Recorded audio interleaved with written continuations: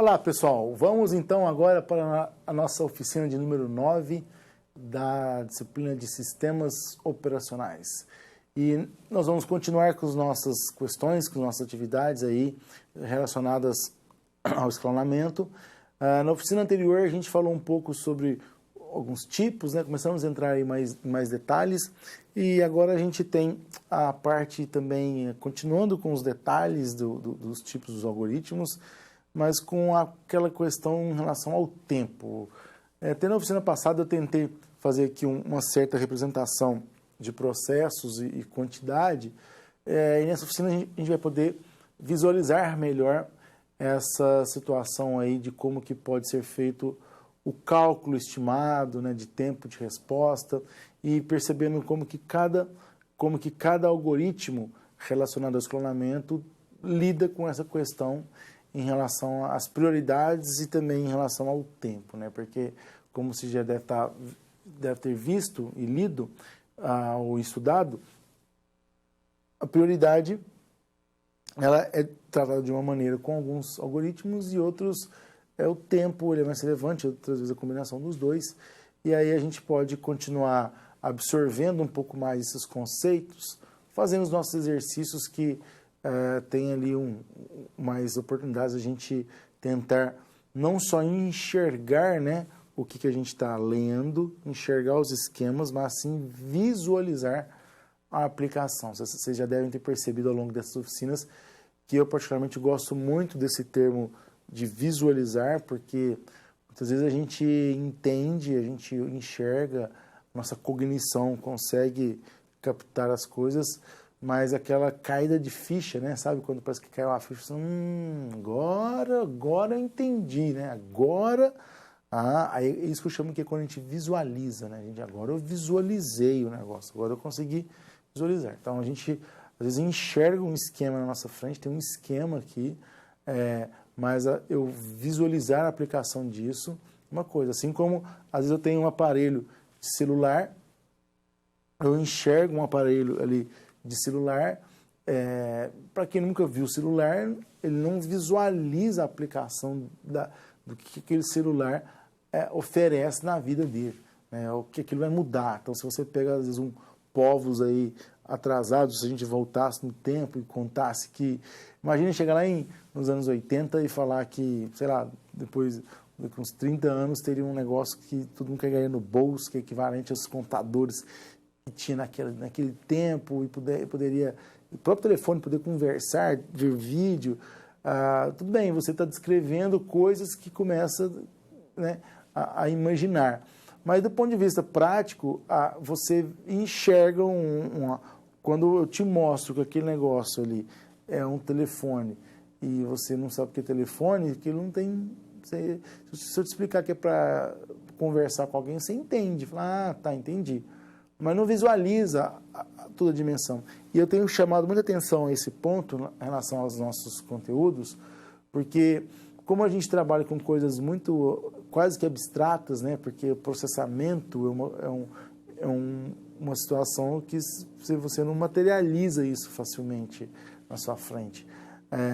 A memória RAM, então a gente tem esquemas, tem desenhos. Então vamos ver aqui um esquema agora para a gente poder visualizar melhor essa questão do escalonamento. Então veja lá, temos aí no slide um tempo estimado, né, do processador. Então temos lá o P1 até P4, P1, P2, P3, P4. Então olha lá, o P1 são 7, 3 e 5, vamos colocar aqui segundos, ou uma unidade de medida que tem lá. Então o P1 são 7, P2 3, P3 5, P4 4. Ok, não são uniformes, né? Não tem nenhum igual a outro ali. Quando a gente vai pro FIFO, que é o First In, First Out, como que funciona isso? O P1 é o primeiro, P2 o segundo, P3 é o terceiro, P4 é o quarto, assim, direto, porque o que chegou primeiro é o que já processo ele, termina, entrega e vem o próximo. Então, qual que é o tempo de resposta quando eu uso um escalonador do FIFO para o P1? 7 segundos. Por que 7 segundos? Porque eu tenho o tempo de todo o P1. Olha lá, ó. Quanto que é o P1? 7. Quanto que é o tempo aqui? 7, porque ele interrompe, ele termina, ele chegou... O primeiro da fila é o P1, é o first in, first primeiro, né? Primeiro que entra, primeiro que sai. E depois? Depois começou o P2. Agora, quanto tempo que era o P2? Eram 3 segundos. Mas quanto que é o tempo de resposta dele? 10 segundos. Por que 10? Tá ali, ó. 7, que era do P1, mais 3. E assim por diante. Então, o P3, que antes aqui ele tinha 5 segundos, agora, como tempo de resposta, ele vai ter 15, porque ele junta os 10, né, que era dos dois primeiros, mais os 5 dele. Já o quarto vão ser 19 segundos, porque ele é equivalente lá a 4. Está ali também no final, todo número final é o número equivalente ao processo. Então, esse esquema te mostra a ordem embaixo, naquela régua ali até o 19 é o milissegundos, né? A unidade que está trabalhando é milissegundos, e ali o processo e o quanto tempo que ele levou em milissegundos. Muito bem, aqui agora a gente está usando o SJF, que também às vezes a gente muda o J ali, nesse caso, às vezes eu ponho o SPF, o P no lugar do J, o S é de shorter, né? Que é o menor, shorter, é de short, no caso do inglês. O J é de job, então job é um trabalho, uma tarefa. E o F é de first, então primeiro. Então olha lá, ó. Agora, quem que vem primeiro? Olha como é que já mudou a prioridade. Quem vem primeiro é quem tem menor tempo. Quem tem menor tempo mesmo? O P2, que são 3. Então, vamos lá. Quanto tempo o P1 levou de tempo de resposta? O P1, vocês lembram? O P1, ele tinha 7 segundos. Como ele é o maior de todos, ó, só para ver na tabelinha aqui que fica mais claro. Ó, 7, 3, 5, 4. Né? Quem que é o maior tempo aí? É o P1. Quem que é o menor? P2. Então, quem começa? Começa pelo P2. E depois do P2? Quem é maior? 5 ou 4 ali no caso? Quem é o P3 ou o P4? Depois é para o P4, depois para o P3, então, e depois P1. Isso, lembra do FIFO? Ó? O FIFO você tinha tempo de resposta de 7, 10, 15, 19. Aqui o tempo de resposta já ficou para o P1 19, o P2 ficou com 3. Então, olha aqui, ó, o P2 ficou com 3 milissegundos. Aqui o P2 estava com 10 milissegundos, tempo de resposta. Porque o algoritmo faz com que ele use aquele que tem menor tempo para poder começar. E o outro é o round, é o Robin Round, que é aquela parte cíclica, que ele simplesmente quebra a um tempo igual para todos.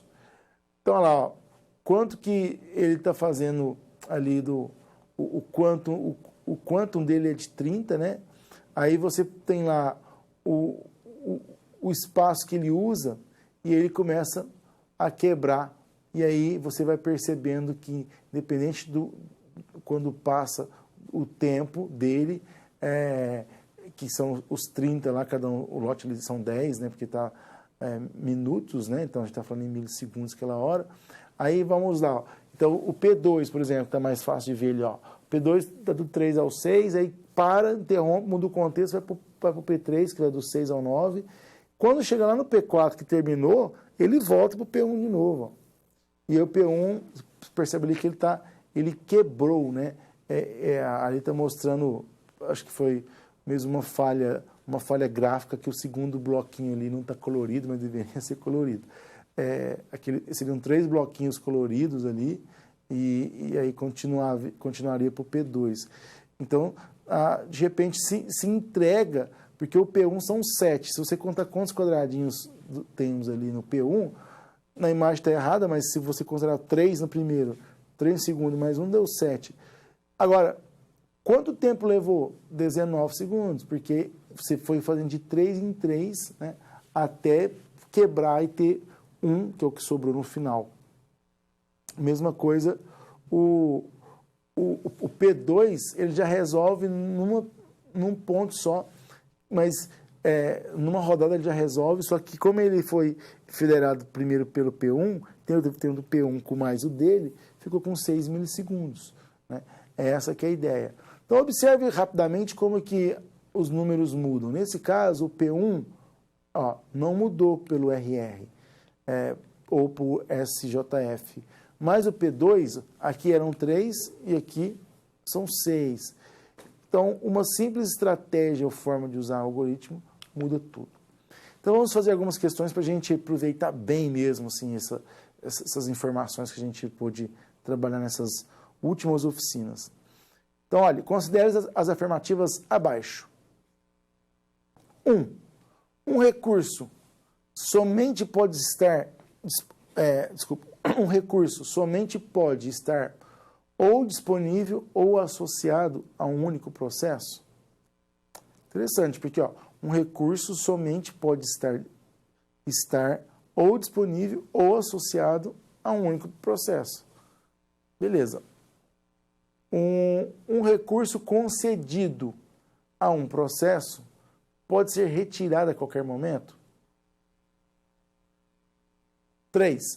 O algoritmo de escalonamento deve ser do tipo FIFO, First In, First Out. Será que o algoritmo de escalonamento ele deve ser? Ele não pode ser qualquer um, assim, que o caso necessite, ele deve ser o FIFO. E o 4. Processos que possuem recursos podem requisitar novos recursos? Também interessante. Então, a pergunta é, são condições necessárias para a ocorrência de impasse, que é o deadlock, de recursos, as afirmativas. Então, ele traz aqui 1 e 4, 2 e 4, 1, 2 e 4 e 1, 3 e 4. Então, a gente já aprendeu aqui com quem fez a questão, né? O professor, o avaliador do concurso, já entregou de bandeja que o 4 tá certo, né? Porque ela está presente em todas ali. Se você vai por essa tática de exclusão, você já vê que temos agora a variação que o 1 ele tem na A, na C e na D. E aí fica aquela situação. Se a gente não sabe, a gente vai olhar ali e nós vamos fechar, né, sabendo já que a discussão está entre a 1, 2 e a 3, porque a 4 não precisa nem avaliar, que já está todas elas ela possui. Então vamos ver a 1, 2 e a 3. Partindo do princípio que a 4 está certa, né, que processos que possuem recursos podem requisitar novos recursos, isso é um fato. A primeira fala, um recurso somente pode estar ou disponível ou associado a um único processo. Será que um recurso pode estar a vários processos? Né? Então a gente sabe que isso, de fato, é tratado como verdade. Essa segunda alternativa, que diz que o recurso ela pode ser retirado a qualquer momento, ela, na verdade, o recurso ele fica com o que pode ser interrompido é o próprio processo, né? O processo pode ser interrompido ou suspenso. E ali o algoritmo na 3, falando dos errados, o algoritmo de escalonamento, ele não necessariamente deve ser do tipo FIFO. Ele pode ser do tipo SJF ali, ou SPF, ele pode ser o RR, né? Como nós estamos vendo, tem uma diversidade de possibilidades. Muito bem, vamos para uma próxima questão que diz o seguinte: a respeito das características do algoritmo de escalonamento, que é o SPF, Shortest Process First, ou seja, ali atrás a gente viu SJF, né? Aqui já é o SPF, então ele mudou o process por job, mas a ideia é a mesma, primeiros menores. Então vamos ver aqui, considerando os primeiros menores, a alternativa correta é a sigla FIFO, ela refere-se acho que aqui as alternativas não vieram, está com uma falha aqui na questão, tá bom? Então, não tem importância, a gente não teve aqui as alternativas. Vamos para a próxima, vamos ver sobre a FIFO. Então, a sigla FIFO, ela refere-se às estruturas de dados do tipo fila. sendo que aquela fila, lembrando, é o que entra primeiro, é o que sai. Então, é a ordem, né? O jeito que chega vai, independente do tempo. Como é o funcionamento, então, em uma FIFO? A. O primeiro objeto inserido na fila é o último a ser removido? Opa, acho que não, hein? O primeiro objeto inserido na fila é também o primeiro a ser removido? Interessante. O primeiro objeto inserido na fila é o primeiro... desculpa, o último objeto, não o primeiro. O último objeto inserido na fila é o primeiro a ser removido? Então, né? Não necessariamente, porque... Aliás, não necessariamente. A resposta é não. O programador ele irá definir a ordem de entrada e de saída dos objetos em uma FIFO? Será, pessoal? Uma FIFO e uma LIFO, né, que o LIFO é a last, tá bom? O FIFO é first, é a primeira entrada, é o primeiro que sai. First in, first out. O L, last in, first out. Possuem as mesmas características de entrada e de saída de objetos? Será que é tudo igual? Ou será que aí, de fato, a B ficou de bandeja aí nesse caso? Porque a gente viu, inclusive, naquele desenho nosso do esquema, né, anterior lá, no começo dessa oficina, que desenhava lá os P1, P2, P3, P4, lembra? No FIFO, primeiro exemplo lá era o FIFO, mostrando que o P1 já começa e já termina, não fica para depois. Então, ó, o primeiro objeto inserido na fila, ele é também o primeiro a ser removido. Então, o FIFO, ele traz essa situação. E os outros ali estão contrários, né, as outras alternativas, e umas afirmações que não faz sentido, como essa da alternativa D, de dado, aí, mostrando que o programador ele irá definir a ordem de entrada e saída dos objetos de uma FIFO. Aí vocês pensam, né, as pessoas que não sabem absolutamente nada sobre isso, eles enxergam um monte de alternativa. Você, ao enxergar essas alternativas e conectar ao seu conhecimento do estudo que você está fazendo, você já visualiza a resposta. Você fica claro. Por isso que a gente fala, nossa, estava fácil. Estava fácil porque você consegue visualizar a resposta e você já conseguiu conectar a proposição que está tendo na alternativa com aquilo que está no conceito, né? Para quem não sabe o que é FIFO, você pensa assim, poxa, até ontem eu não sabia o que era FIFO. O que isso significa? Você não tem rumo para poder fazer a avaliação de nada. E na vida também é importantíssimo, não do ponto de vista de saber as siglas, mas de compreender, às vezes, a maneira como aquilo funciona. Se você entra por uma área de ciências, aí computacionais, por exemplo, vai mais próximo da ciência computacional, essa turma aí que desenvolve soluções tecnológicas de produtos de maneira que é principalmente a área de ciência da computação, eles estão trabalhando nesse nível de uma forma muito avançada. Agora, nós que temos já um envolvimento com tecnologia, a gente já vê isso de uma forma de instrução, ou para quem vai programar, percebendo o tipo de combinação que tem com os algoritmos, né? E isso vai compondo toda essa malha de conteúdo. Muito bem, então vamos aqui para o próxima questão, que trata aí sobre o escalonamento de processos. Então ele fala que o escalonamento de processos permite que um computador possa executar diversos programas em pseudo-paralelismo. Lembra que a gente já falou sobre essa questão uma vez? Essa questão já foi colocada aí na época do paralelismo, viu, pessoal?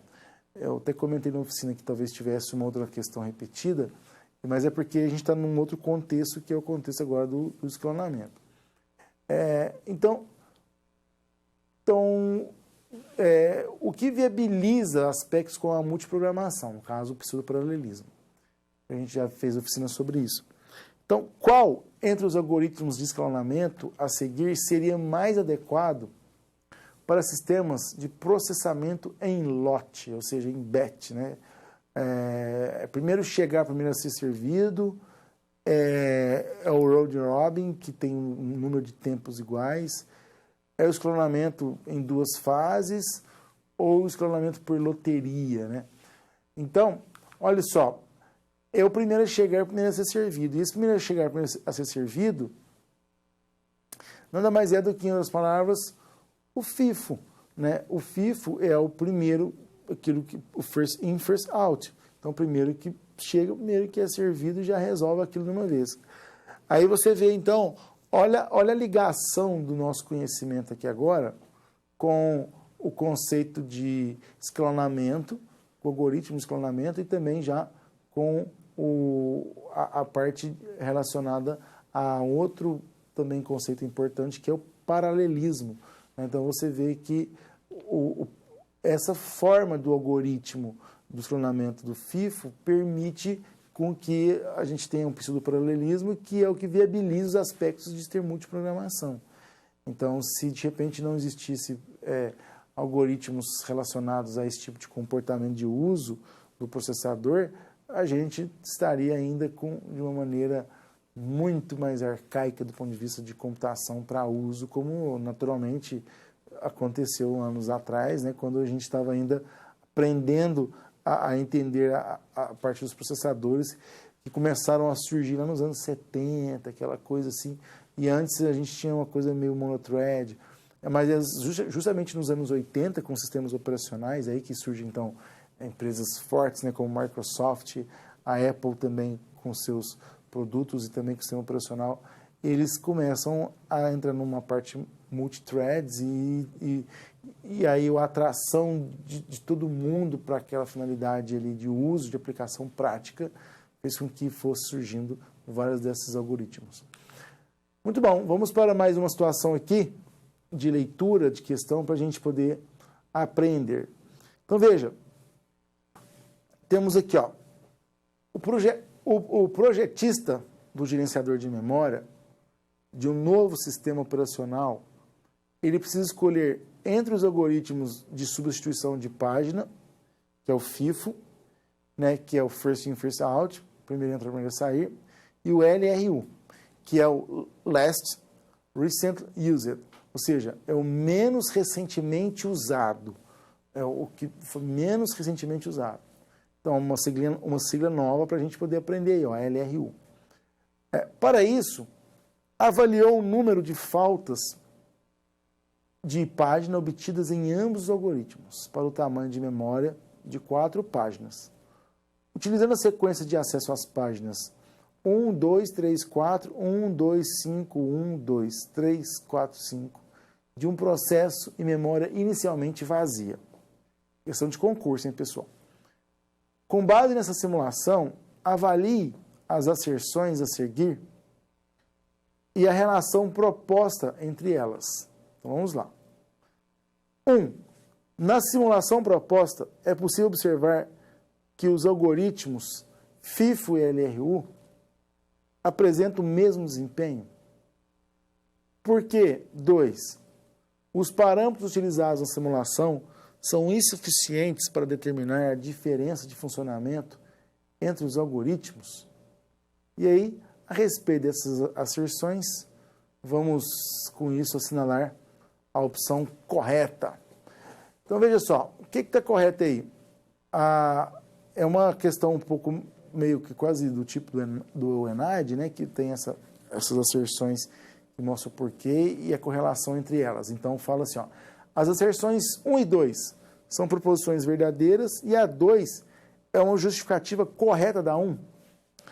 Então, as asserções 1 e 2 são proposições verdadeiras, mas a 2 não é uma justificativa correta da 1. A asserção 1 é uma proposição verdadeira e a 2 é uma proposição falsa.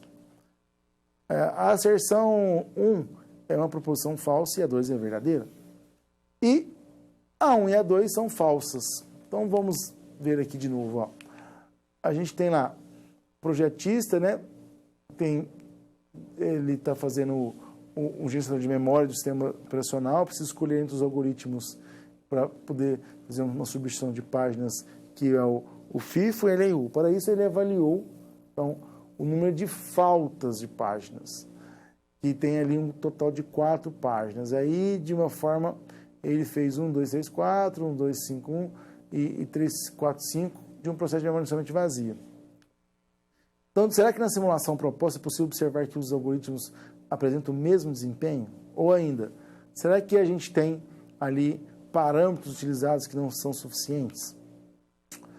Então, veja vocês que nenhuma das duas são verdadeiras, né? Essas proposições estão todas falsas, porque aqui, ó, a simulação proposta é possível observar que apresenta o mesmo desempenho? Não, eles não tiveram o mesmo desempenho, né? E nem possuem o mesmo desempenho, são formas diferentes mesmo de o resultado quando você usa FIFO, LRU, assim como vocês viram no início da oficina, quando você tem o RR e o FIFO, ele te dá tempos diferentes, né? Então o desempenho também é diferente. Porque os parâmetros utilizados na simulação são insuficientes para determinar a diferença de funcionamento entre os algoritmos? Não, os parâmetros, só aqueles parâmetros já dá para perceber que existe uma diferença, né? Então, de fato, a alternativa E aqui é a alternativa que melhor nos atende para esse momento. Vamos lá. Ó, mais uma palavrinha nova nessa questão, que é o seguinte. Dentre as políticas de escalonamento de processos a seguir, o que apresenta a maior probabilidade de ocasionar o starvation é a... E aí, o que é starvation? Né? Starvation, ou então você tem lá uma inanação. Quando a gente fala que tem uma starvation ou uma inanação, era como se você matasse um processo por falta de uso. Ele não chega nem a ser executado.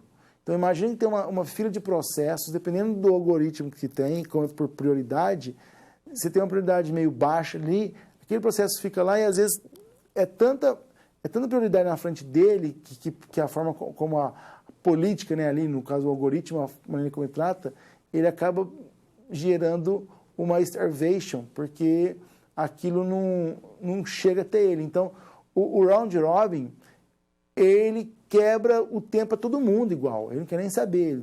Então, o round robin não vai deixar processo morto ali, ele vai dividir igual para todo mundo. Então, o tempo é compartilhado, tem o first in, first out. Será que o first in, first out também deixa para lá? Ou de uma forma que a política de escalonamento de maior probabilidade, ela é preemptiva ou não preemptiva? Será que uma política não preemptiva, ou seja, que ela não interrompe, se ela não interrompe, ela vai conseguir atender, né, essa demanda e não causar starvation, ou seja, não causar a inanação, a morte do processo por falta de uso. Já a preemptiva, você vê que a preemptiva ela vai trazer uma situação que pode ser interrompida, ela possibilita essa interrupção o tempo todo. E aí você percebe que se ela permite com que você tenha permissões, como é o caso da preemptiva, a não preemptiva, você pode pegar um caso e, naquele caso, não largar vou usar uma expressão, ele não larga o osso nunca, né? Porque o não preemptivo, ele não suspende o processo. Então, se você tem um outro processo ali embaixo, dependendo da seriedade, dependendo do contexto que se está aplicando, um outro processo pode morrer por inanação, que é o caso do starvation. Agora, o preemptivo, ele consegue interromper e voltar. Então, a alternativa aí, lá, é a que nos atende melhor. Legal? Vamos para a nossa última questão, que é assim, ó. A lógica do FIFO, que é o first in, first out, é utilizada na estrutura de dados do tipo pointer ou ponteiros, queue ou filas, stack ou pilhas, ou array e matrizes. Então, a gente sabe que nós estamos falando de ponteiro, está apontando, ele está criando fila, está empilhando, está criando matrizes. Essa também é meio que na cara aí, né? Que são filas. A gente viu que ele vai criando filas e essa fila é a fila do primeiro que chega ao primeiro que sai. Então, o modelo e a lógica é justamente essa de fila. Tá ok? Pessoal, então, eu agradeço aí, espero que vocês continuem estudando para que a gente possa fazer um bom recomeço aí da próximo capítulo. É isso, pessoal.